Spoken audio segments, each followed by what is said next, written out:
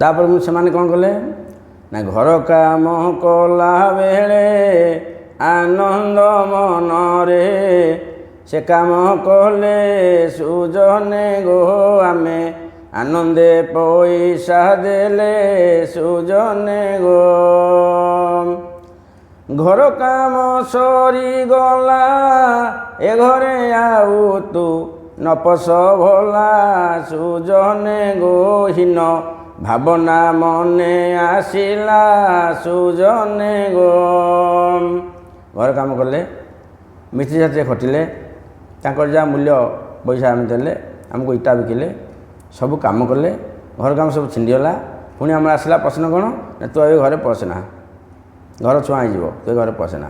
ଭୁଲ କଥା।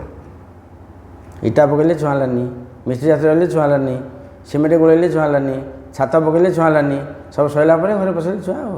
ମାନସିକତା ତ ଏଇଆ ଆଉ ମାନେ ଆମର କହନ୍ତି ଗୋଟେ ଯେ ଭଲ ମନ୍ଦ ଦୁଇଟା ଜିନିଷ ଭଲ ମନ୍ଦ ଅଛି ଟିକେ ବିଚାର କରି କଥାଟାକୁ କହିବା କଥା। ବନ୍ଦିଘା ପଢ଼ୁଥିବାଟା।